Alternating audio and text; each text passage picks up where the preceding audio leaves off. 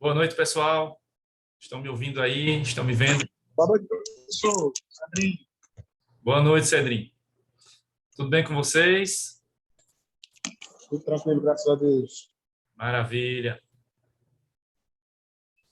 Boa noite, professor. Boa noite a todos. Boa noite, Osana. Boa noite, minha amiga Osana. Boa noite, meu amigo Cedrinho. Tudo certo? Tudo certo, nada errado, doutora. Boa noite, Clarissa, Gabriela, Juan, Igor, Rafael, Sanderli, Lavínia, Amanda, Carlos Felipe e todos os demais. Muito bem, então vamos retomar aqui nossas aulas, nossa aula de Direito Constitucional. Então, deixa eu recapitular um pouco aqui com vocês o que vimos até aqui, né, na aula passada. Então, começamos a ver aqui na aula passada as origens do direito constitucional, fizemos aquele percurso histórico e geográfico, né?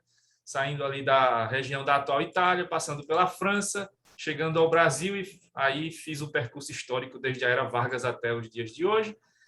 Falamos sobre os conceitos de direito constitucional, o conceito do Jorge Miranda, conceito do Dirley da Cunha Júnior, conceito do André Ramos Tavares, conceito do Ingo Sarlet, e aí disse a vocês, né, que não tem um conceito desses aí que seja o correto, vocês vão escolher qual seja o melhor para vocês. E aí vimos também a natureza jurídica do direito constitucional, primeiro vendo a visão clássica do José Afonso da Silva, que determina que o direito constitucional é um direito público fundamental, e depois a visão mais atual, mais contemporânea, do André Ramos Tavares, que lembra que hoje a distinção direito público e privado não é tão certa assim, né? Então, é possível que tenhamos o direito constitucional hoje como um direito fundamental, uma área do direito fundamental para todas as outras, que servirá de base para todas as outras. A gente vai ver isso com mais detalhes hoje, na sequência aqui do assunto.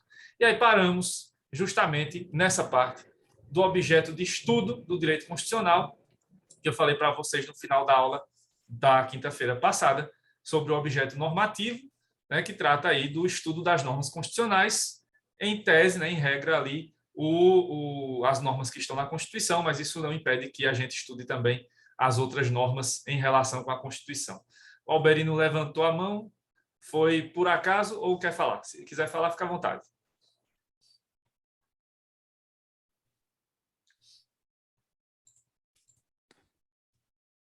Sem áudio e vídeo?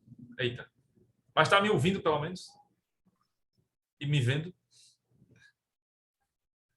Se sim, tá bom. Professor, Oi. o Alberino sem áudio e vídeo, então isso é coisa boa, é um sinal bom, professor. Ele botou sim, está ouvindo o senhor.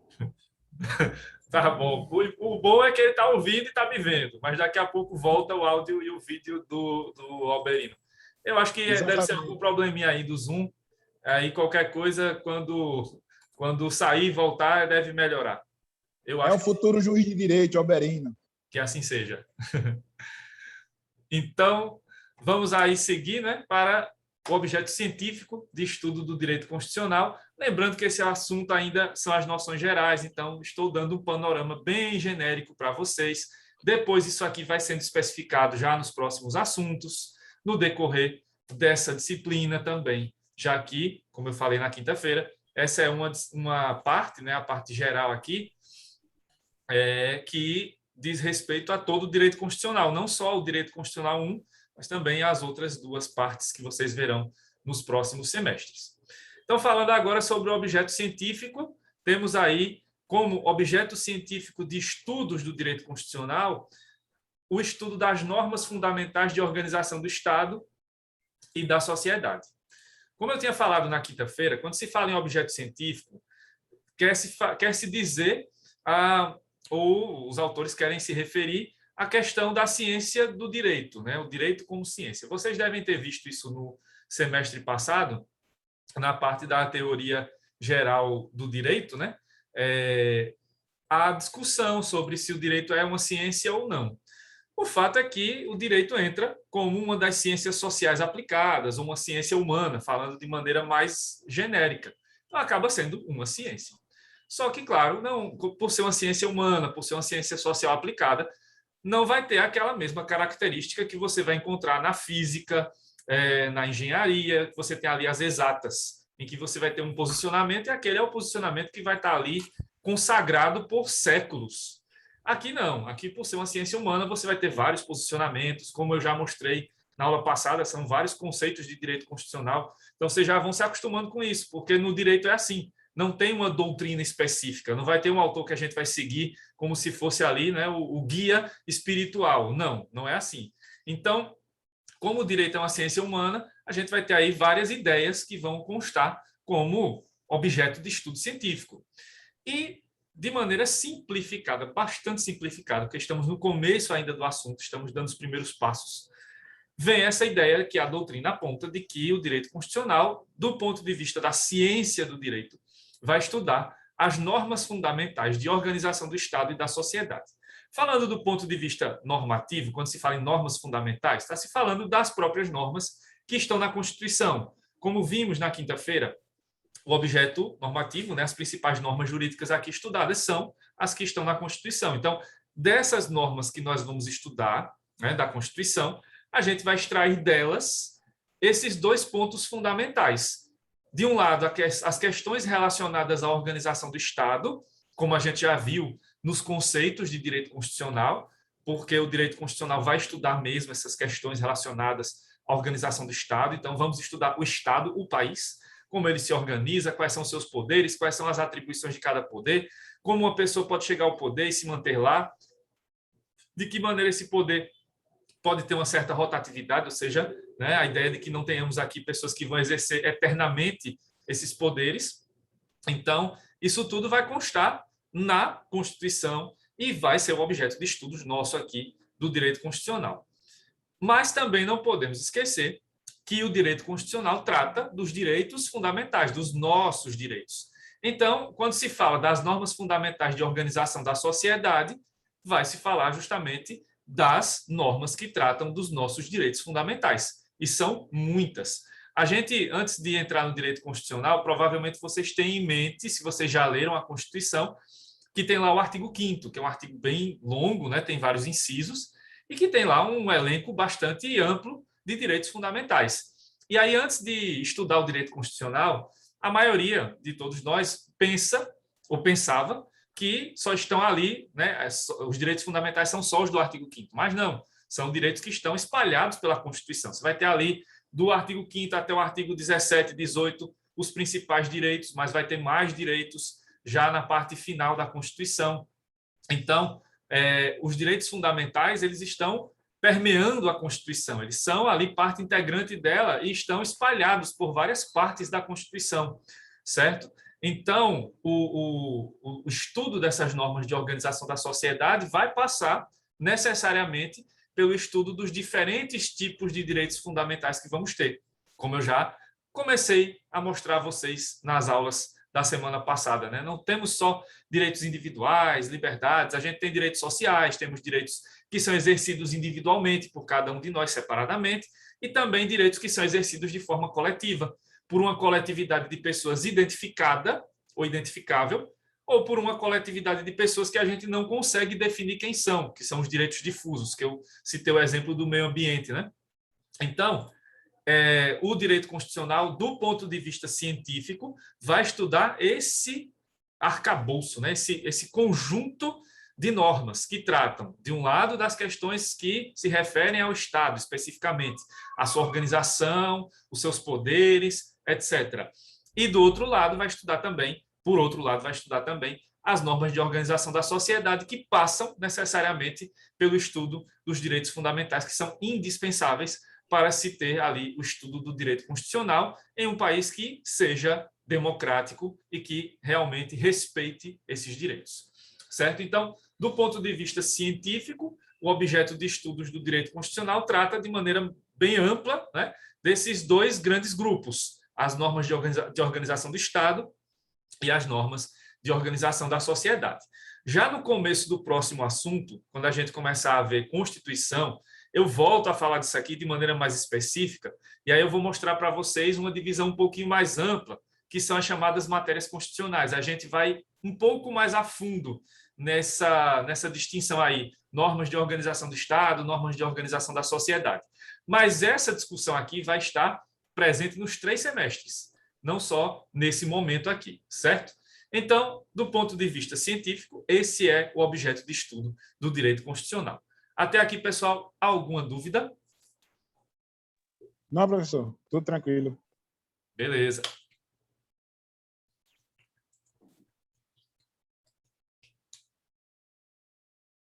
Então, vamos seguir. Ok.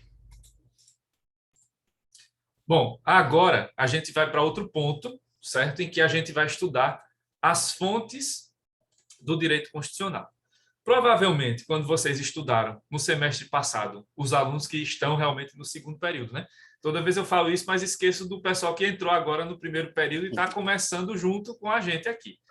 Para os alunos que estão chegando agora, né, que seriam o primeiro período, mas que estão no segundo, tem que dar uma olhada depois no que são as fontes do direito, para depois entender o que são as fontes do direito constitucional. Aí, no final de semana, quando tiver um tempinho, dá uma pesquisada, dá uma olhadinha no que são as fontes do direito, em geral, porque esse é o assunto mais amplo que entra lá na teoria geral do direito, né? E aqui a gente vai ver uma questão mais específica, que é a referente às fontes do direito constitucional, certo? Então, a gente vai fazer um recorte aqui nessa parte, já que vocês, a maioria, né, já estudou lá o primeiro período, já viu as fontes do direito. Aqui a gente vai retomar um ponto daqueles que vocês viram, porque ali vocês viram as fontes do direito em geral. E aqui a gente vai ver de forma mais específica quais são as fontes do direito constitucional, da nossa área específica. Então, essa classificação aqui não serve para todo o direito, serve só para a nossa área, certo? Então, aqui eu uso uma das classificações que vocês certamente viram lá no assunto mais geral, né, das fontes do direito. Então, aqui eu faço uma divisão entre fontes imediatas e fontes mediatas, certo? São uma espécie aqui do gênero fontes do direito, e aí, aplicando especificamente ao direito constitucional, eu vejo essa como uma classificação mais tranquila, fica mais fácil de entender para todos vocês como funcionam aqui as fontes, no caso do direito constitucional, certo? Então, essa classificação também, claro, eu vou mostrando a vocês já numa perspectiva internacional, certo? Porque aqui é uma análise mais geral, então eu vou mostrar a vocês o que tem, o que podemos, de que maneira vamos enquadrar aqui o direito constitucional brasileiro, mas não podemos esquecer que existem os outros países, os outros sistemas de direito, e isso entra nessa questão aqui das fontes. Então, pode haver fontes diferentes em alguns outros países, certo? Então, as fontes imediatas e as fontes mediatas, elas têm a ver com a questão, né, como a nomenclatura está dizendo, as fontes mais próximas, que seriam as imediatas, ou seja, aquelas fontes do direito que necessariamente, quase sempre, vão criar o direito constitucional, certo? São as fontes principais, as mais próximas. E as fontes mediatas, elas são as mais distantes. Elas vão criar o direito constitucional, mas em situações específicas, em casos mais particulares, em situações não tão comuns assim, certo? Então, vai ser nessa perspectiva que vamos entender aqui como é que funcionam as fontes do direito constitucional. Então, primeiramente, vamos olhar como funcionam as chamadas fontes imediatas, que seriam, então, as fontes mais próximas, as fontes que geralmente vão criar o direito constitucional, ou quase sempre. E a fonte principal do direito constitucional vai ser mesmo a Constituição, né? Esse conjunto de normas que a gente vai chamar de Constituição. Então, nos países que têm Constituição escrita e direito escrito ou costumeiro, essa é a fonte do direito constitucional por excelência, certo? Deixa eu explicar isso, vou explicar agora na sequência. Mas nos países que têm esses modelos de direito, né, o modelo de direito escrito ou o modelo de direito costumeiro com o direito escrito, né, com a Constituição escrita, aí nós vamos ter a Constituição como a fonte imediata, por excelência, como a fonte principal do direito constitucional. Aí falando sobre sistemas de direito mundo afora. Começando dessa vez, hoje eu vou começar ao contrário, né? Na aula passada eu vim de lá do exterior e cheguei ao Brasil, agora eu vou fazer o contrário, vou fazer o caminho de volta, começando pelo Brasil e indo para fora do Brasil. Então, no caso brasileiro, no nosso caso, né, do nosso país, a fonte imediata é a Constituição. Por quê? Porque o Brasil adota o modelo de direito escrito. Aí vem de novo mais uma dica para os alunos que estão chegando agora. Temos no direito dois grandes ramos, né, duas grandes áreas, que são o direito escrito, né, que é visto como direito romano, germânico, tem uma nomenclaturazinha mais técnica, mas seria o direito escrito, né, que tem ali baseado tudo no que está escrito no papel e tal. E, do outro lado, a gente tem o direito costumeiro, que tem um nome que aparece aqui nesse slide, olha aqui embaixo, esse nome bonitinho, consuetudinário, né? É o direito costumeiro ou consuetudinário. E aí, esse é o outro ramo do direito em que o costume vai ter ali uma importância maior. Vai ter claro, vai ter direito escrito, logicamente, mas o costume vai ter uma importância, inclusive, superior ao direito escrito, certo?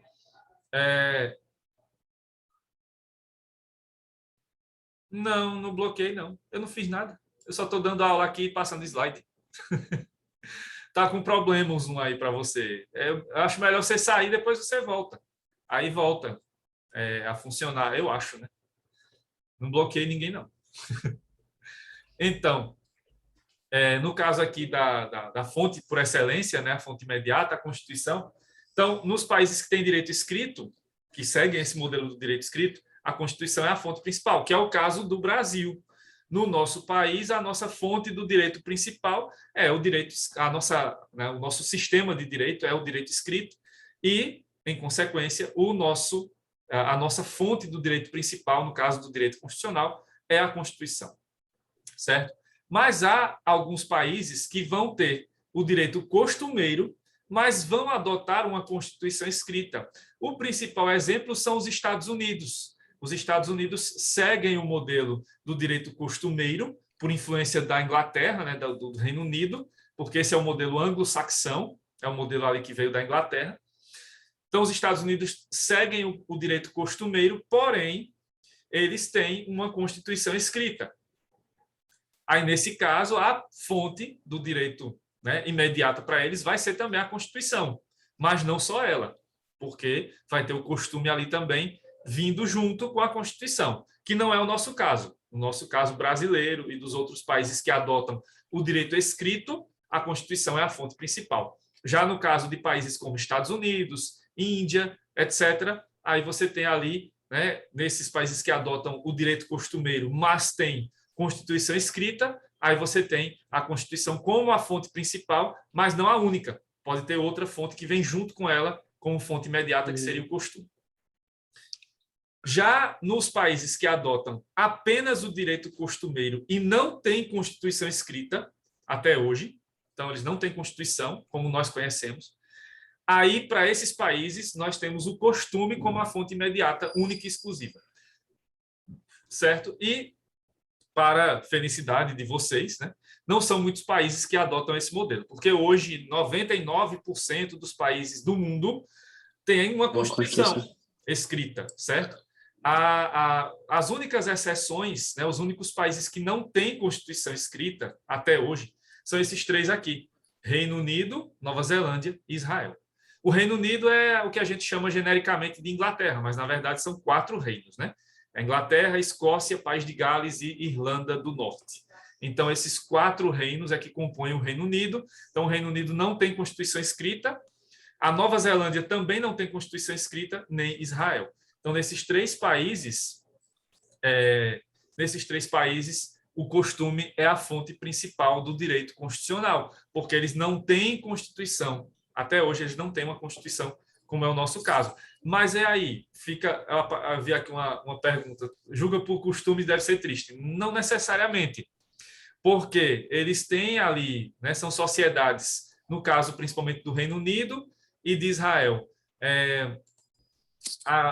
os julgamentos e as questões principais do país têm ali uma linha de costumes que é adotada há séculos ou até há milênios. E é nesse modelo que eles vão seguindo. E vamos ver mais à frente, quando a gente estudar a Constituição, essa distinção, né, da Constituição escrita e da costumeira, porque aparenta ser algo muito inseguro, né, usar o costume como fonte do direito. Mas a gente vai perceber que essas sociedades são até mais estáveis do que a nossa, né? A gente tem uma Constituição escrita, mas está aí. Até a maior autoridade do país não quer obedecê-la.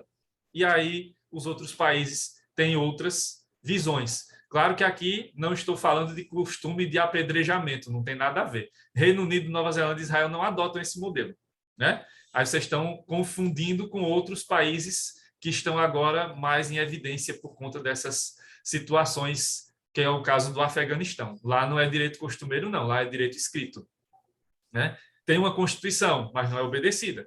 E agora é que não será mesmo com a volta do Talibã. Então, a Constituição acaba sendo a fonte imediata, mas isso não quer dizer que o país que adota uma Constituição é o paraíso.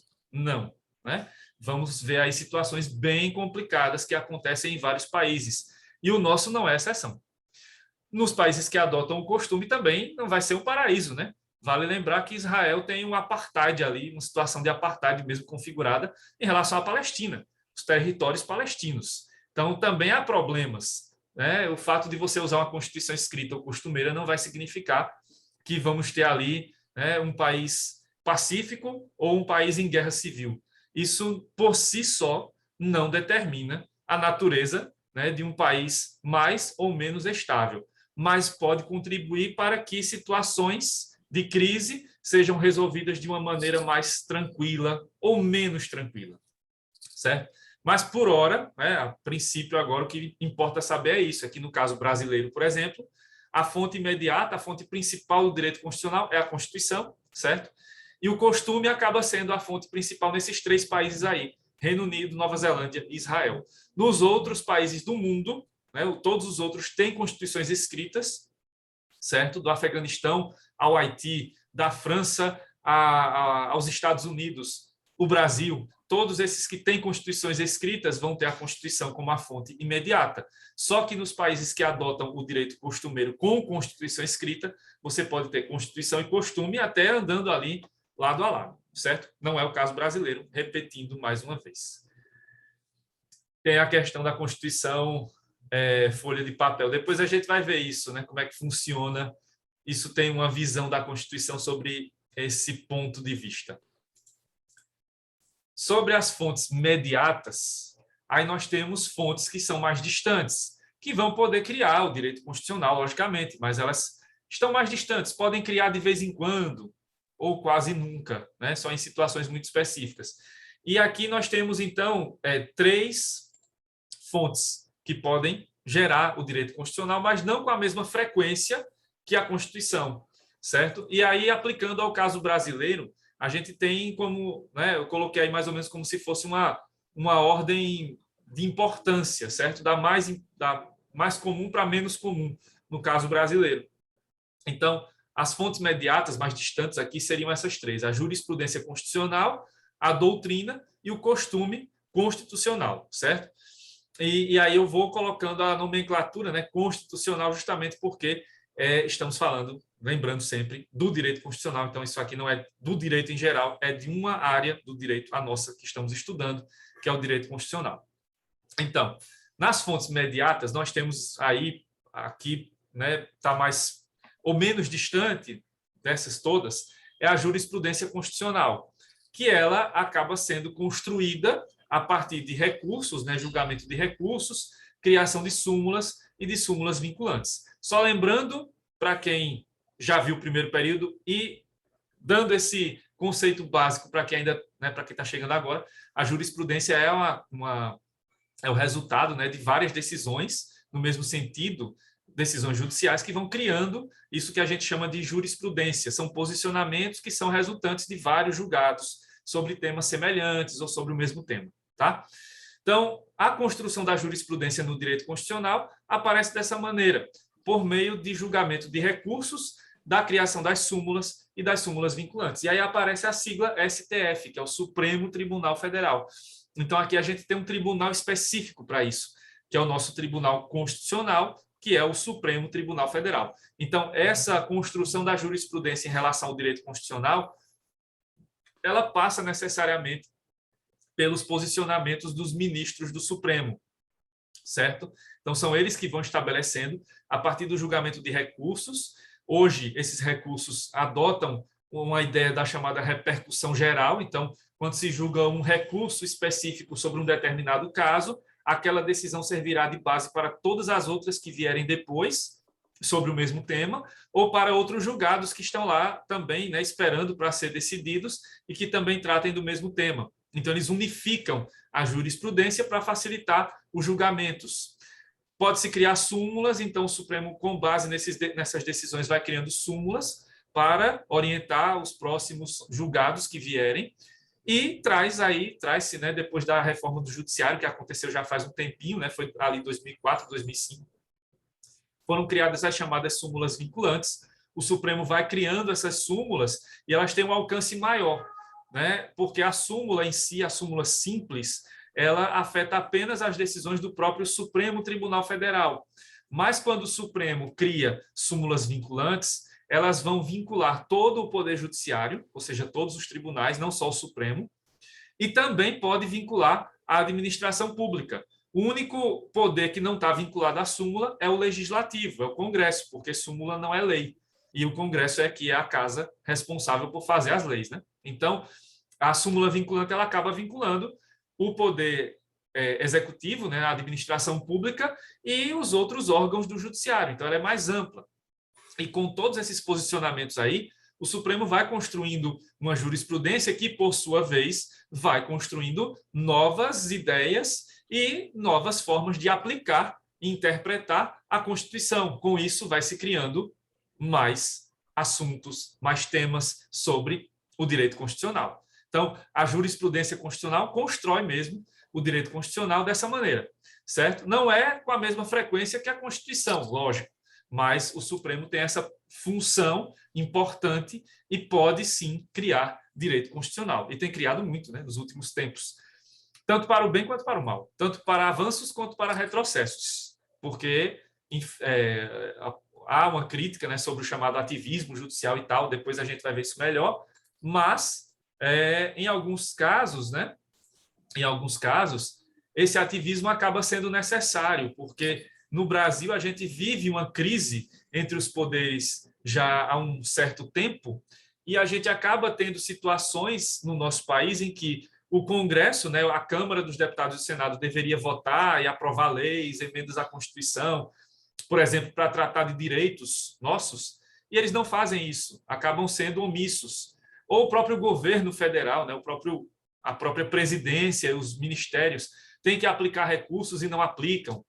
E isso pode gerar também problemas sérios de aplicação do direito em si, né, dos direitos que nós temos. Então, vai caber ao Supremo, nesses momentos, acabar tomando, de maneira provisória, claro, esse posicionamento. Claro que isso não é adequado, porque num país ideal, os três poderes vão estar funcionando ali, cada um no seu, né, na sua função. E não seria necessário, então, o Supremo fazer às vezes do presidente e nem às vezes do Congresso. Mas num país em que as instituições não funcionam bem já há muitos anos, acaba que a responsabilidade do Supremo aumenta. E por isso que a gente tem um poder judiciário hoje, principalmente na Corte Constitucional, né, no Supremo Tribunal Federal, a gente tem um poder judiciário, de certa maneira, hipertrofiado. Por que isso? Porque a gente tem ali um poder executivo falho, cheio de problemas, não é de hoje que acontece isso, né? É só consequência aí de anos e anos de desgovernos. E temos o poder legislativo também, que muitas vezes se omite em seguir ali a sua função principal, a sua função básica, e não aprova leis que são do nosso interesse, não é? Então, cabe ao Supremo, nesses momentos, agir. Então, o ativismo acaba sendo um mal necessário para esse momento que o Brasil vive. Mas esperamos que no futuro não seja necessário que o Supremo seja tão ativista. Mas isso só vai acontecer se os outros poderes começarem a agir da maneira que se espera deles, né? Que eles façam o básico, pelo menos. Isso passa por nós, porque tem eleições e somos nós que escolhemos esses representantes, né? A gente não vota para ministro do Supremo, mas vota para presidente, deputado, senador. Então, cabe a gente decidir escolher governantes melhores, né? Porque os que estão chegando, pelo amor de Deus, que coisa medíocre que está essa legislatura, né? E que coisa medíocre que está esse governo federal brasileiro. Horrível. Seguindo, outra fonte é a doutrina. E aí a doutrina serve de base para a jurisprudência, né?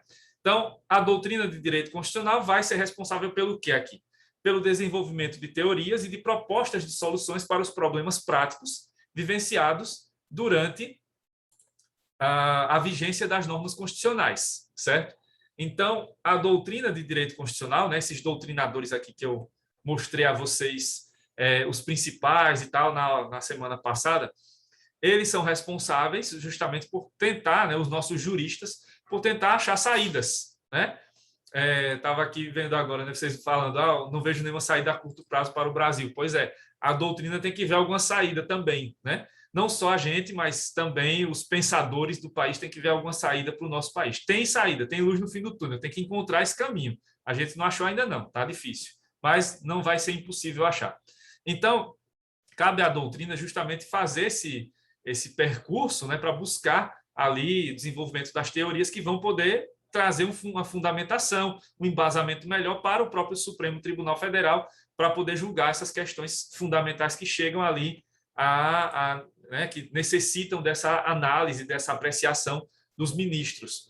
Claro que aqui também tem um pouco de egocentrismo, né, porque muitos desses doutrinadores são ministros do Supremo. Inclusive, eu citei alguns aqui nas aulas passadas, o Gilmar Mendes, o Luiz Roberto Barroso, são doutrinadores de direito constitucional, mas são ministros do Supremo. Então, é comum que você veja lá nos julgamentos, né, quando você vai assistir a TV Justiça, ou quando você vai ler um julgado, né, um acórdão do Supremo, você vai ver que há, em alguns momentos, a autocitação, né?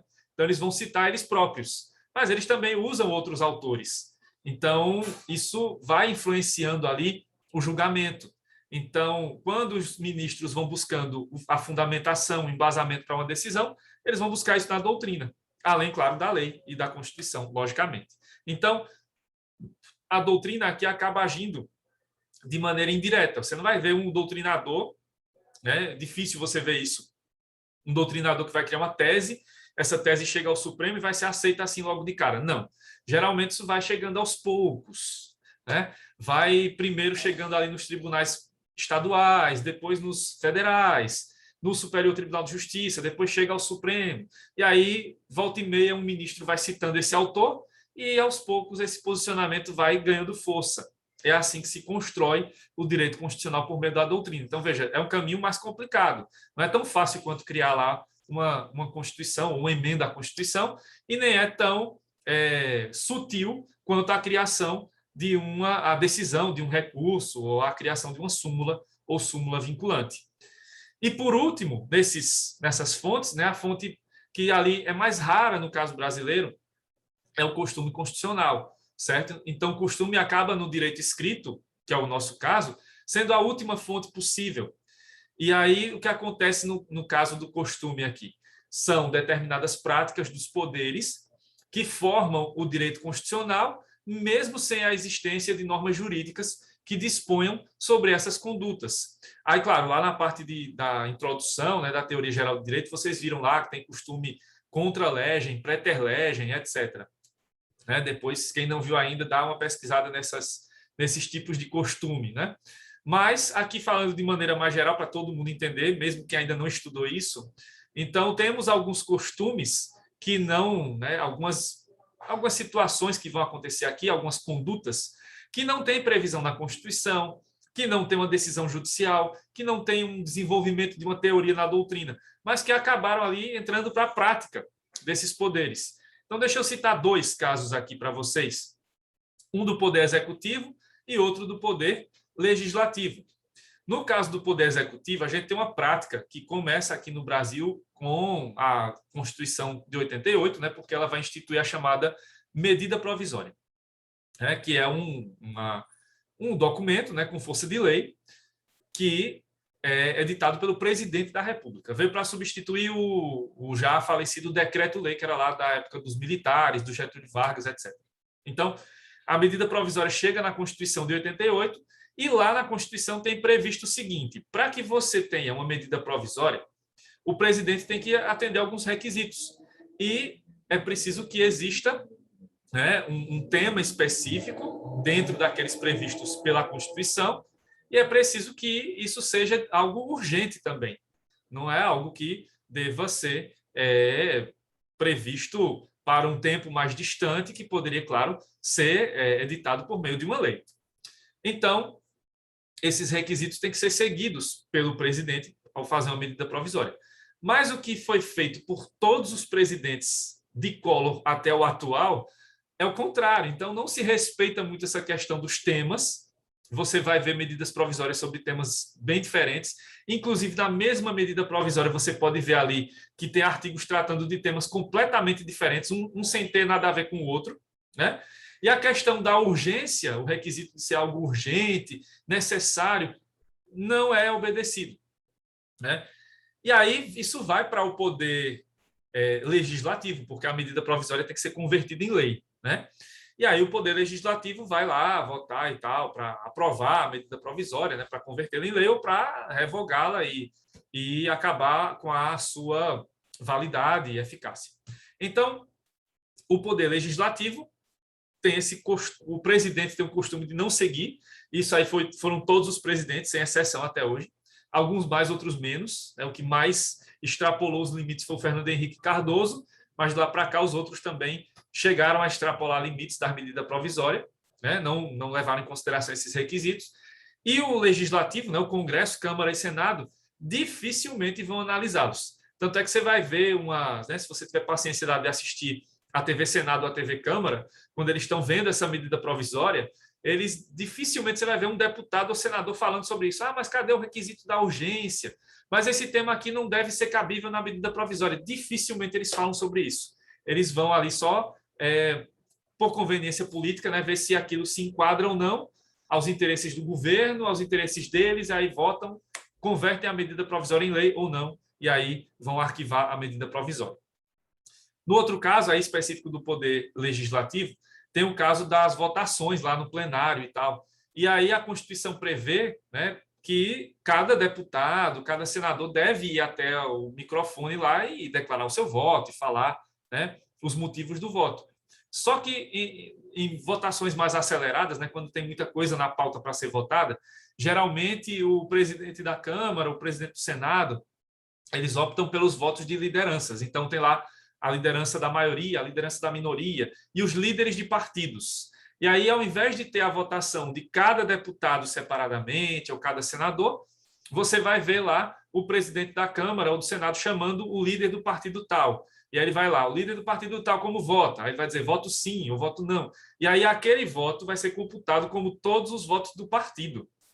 Isso não tem uma previsão expressa na Constituição, tem lá no regimento e tal, mas acabou virando um costume deles, né? Para agilizar as votações, eles fazem essa votação pelos líderes, pelas lideranças. E nas comissões, eles fazem geralmente as votações assim, se todos estiverem de acordo, se mantenham como estão. Ninguém se manifestou, então está aprovado. Então, geralmente, eles fazem essa votação para acelerar, para não ter que ficar ouvindo cada um deles dizer sim ou não. Então, é um costume, né, que foi desenvolvido aí pelo Poder Legislativo. Não tem uma previsão expressa na Constituição, mas segue aí esse modelo. Então, é raro acontecer, mas pode sim também construir o direito constitucional dessa maneira. Pessoal, falta menos de um minuto aqui para acabar a primeira parte. Vou aqui para aquele intervalo, me esperem aí. Na volta, se vocês tiverem dúvidas, é só perguntar. A gente vai concluir essa parte para seguir adiante, tá? Até já.